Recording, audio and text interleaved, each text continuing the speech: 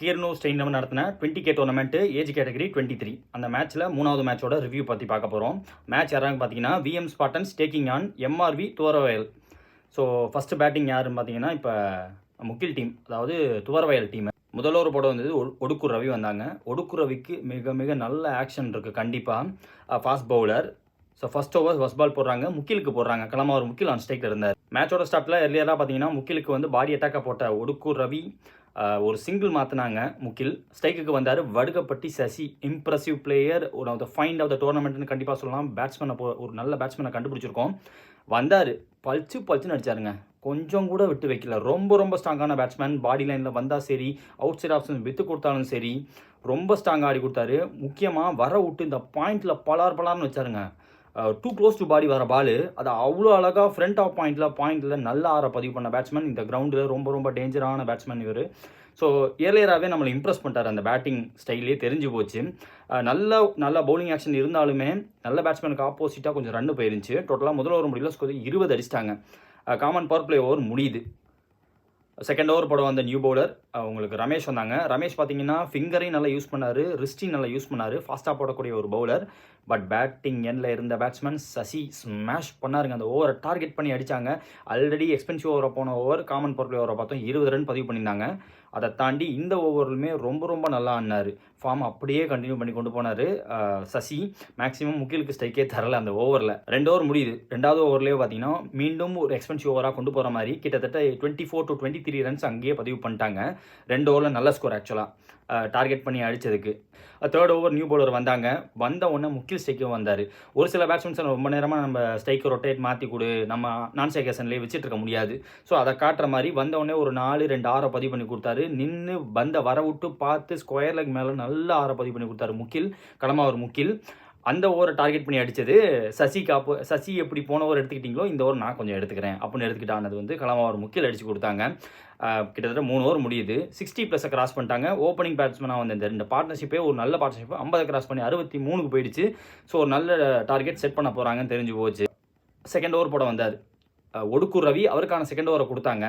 முதல் ஓவர் 20 போச்சு, common power play over. Second over உன்னை நம்பி தரோம், நீயே போட்டு கொடு அப்படின்னு கொடுத்ததுக்கு ரொம்ப எக்கனாமிக்கலாக அந்த ஓவரில் 2 ரன் தான். விக்கெட் காலம் டிக் பண்ண முன்னாட்டியுமே உங்களுக்கு எக்கனாமிக்கலாக ஒரு ஓவர் தேவை. அந்த ஓவரை போட்டு கொடுத்தாரு ஒடுக்கூர் ரவி. ஸோ அந்த ஓவரை முடிச்சதுக்கப்புறமா கடைசி ஓவருக்கு வரும். முதல் நீங்கள் சொல்ல லாஸ்ட் ஓவர் விக்கெட் போனதுக்கப்புறமா ட்ரிபிள் வந்தாங்க. ட்ரிபிள் நல்லா புல் ஷாட் ஆடி கொடுத்தாரு. அதுக்கு அடுத்து வந்த பேட்ஸ்மேன் லாஸ்ட் ஒரு பால் பாக்கி இருக்குது, ஒரு சிங்கிளோ டபுளோ தட்டி கொடுத்துட்டு சதீஷ் வந்தார். சதீஷ் ஒரு ஆல்ரவுண்டர், இவரையும் நோட் பண்ணி வச்சுக்கோங்க.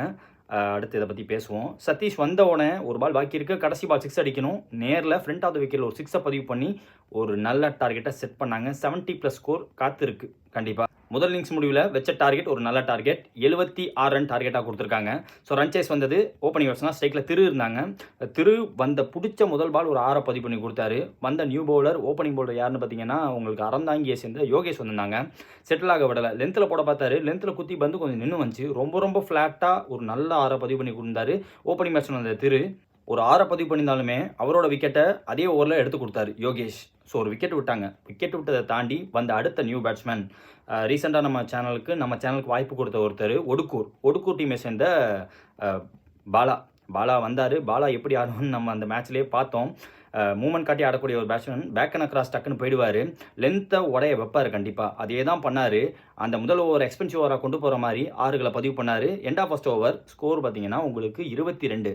ஸோ முதல் இன்னிங்ஸில் நீங்கள் காமன் பவர் பிளே ஒரு 20 அடிச்சா நான் உங்களை தாண்டி ஒரு எக்ஸ்ட்ராவாக கொஞ்சம் அடிப்போம் அப்படின்னு சொல்லிட்டு 22 ஆடி கொடுத்தாங்க. பவர் பிளே முடிஞ்சு செகண்ட் ஓவர் போட அந்த நியூ பவுலர் முதலே சொன்ன மாதிரி நோட் பண்ணி வச்சுக்கோங்கன்னு சொன்னேன். சதீஷை சொல்லியிருந்தேன். சதீஷ் வந்து பார்த்தீங்கன்னா எக்ஸ்ட்ரா பேஸ் போடுறாரு, லைன் லென்த்து நல்லா வைக்கிறாரு. அவரோட ஓவர் ஸ்டார்டிங்லேயே பார்த்தீங்கன்னா ஒரு கேட்ச் ட்ராப் விட்டாங்க. பாலாக்கு ஒரு கேட்ச் ட்ராப் விட்டாங்க. முக்கியமான பிளேயர். ஆல்ரெடி 2 6 பதிவு பண்ணியிருந்தார் பாலா எனக்கு தெரிஞ்சு. இதுக்கப்புறமா அதை அவர் எப்படி யூஸ் பண்ணிக்கிறாருங்கிறத பற்றி பேசுவோம். சதீஷோட பவுலிங் முக்கியமான விஷயங்க. சதீஷ் வந்து லைனில் லென்த்து போட்டார், பேஸ் போட்டார், அதெல்லாம் இருக்கட்டும். அதை தாண்டி அவர் ரிலீஸ் பண்ணுறப்ப மேக்ஸிமம் ரொம்ப பெண்ட் பண்ணுறாரு. ஆக்சுவலாக இவ்வளோ தூரம் பெண்ட் பண்ணுறது, நீங்கள் எக்ஸ்ட்ரா பேஸ் போட பார்க்குறது இப்போ வந்து கன்சிஸ்டண்ட்டாக போடலாமே தவிர்த்து உங்களோட கரியர் இன்னும் கொஞ்சம் இதே டென்னிஸ் பாலாக இருந்தாலுமே சரி நெக்ஸ்ட் லெவலுக்கு போகிறப்ப இவ்வளோ தூரம் பெண்ட் பண்ணி போடுறது வந்து உங்கள் பாடிக்கு அஃபெக்ட் பண்ணும். இது வந்து பர்சனல் எக்ஸ்பீரியன்ஸில் நான் சொல்கிறேன், தப்பாக எடுத்துக்காதீங்க. நான் வந்து ஒரு ஃபாஸ்ட் பவுலர், நல்ல வேகம் போடுவேன். அதிகமாக ஸ்ட்ரெயின் பண்ணி நம்ம ஃபாஸ்ட் பவுலர்ஸ் எப்படி போட்டு தான் ஆகணும். இப்போ இருக்கக்கூடிய நல்ல ஹிட் ஆடக்கூடிய பேட்ஸ்மேனுக்கு ஆப்போசிட்டாக இருக்கும்போது. ஸோ அதுக்காக ரொம்ப பாடியை ஸ்ட்ரெயின் பண்ணிக்க வேணாம், ரொம்ப பெண்ட் பண்ணிக்க வேணாம்னு சொல்லுவேன். அது ஒன்று மட்டும் கொஞ்சம் பார்த்துக்கங்க. அந்த ஓவரில் வந்து யாராச்சும் ஒருத்தர் நிப்பாட்டி கொடுக்கணும். சதீஷ் வந்தார், நிப்பாட்டி கொடுத்தாரு. பாலா நல்ல ஃபார்மில் இந்த பேட்ஸ்மேன், அவரை வச்சு 4 ரனில் போட்டு போயிட்டாங்க. அந்த over the most awaited, the most expected ஒரு எக்கனாமிக்கல் ஓவரை போட்டு கொடுத்தாரு சதீஷ்.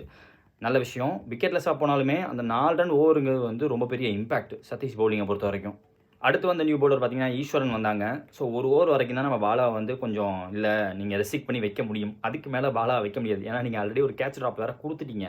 ஒரு லைஃப் கொடுத்த பேட்ஸ்மேன் அதை எப்படி யூஸ் பண்ணுமோ அப்படி யூஸ் பண்ணார். வந்த நியூ பவுலரை செட்டில் ஆக விடலை. அவர் கொஞ்சம் இடத்துல விழுவலை ஈஸ்வரன். அவருக்கு யார்க்கர் ட்ரை பண்ண பார்த்து லோட்டாஸெல்லாம் விழுந்துச்சு. அதை அப்படியே யூஸ் பண்ணிக்கிட்டாரு. ஹேட்டு கிடையாது, 3 ஆரை பதிவு பண்ணார் அந்த ஓவரில் மட்டுமே. ஸோ போன ஓவரில் போட்ட எக்கனாமிக்கல் ஓவரோட ப்ரெஷர் அப்படியே ஈஸ் அவுட் பண்ணுற மாதிரி இந்த ஓவரில் 3 ஆர் அடிச்சிட்டாரு பாலா.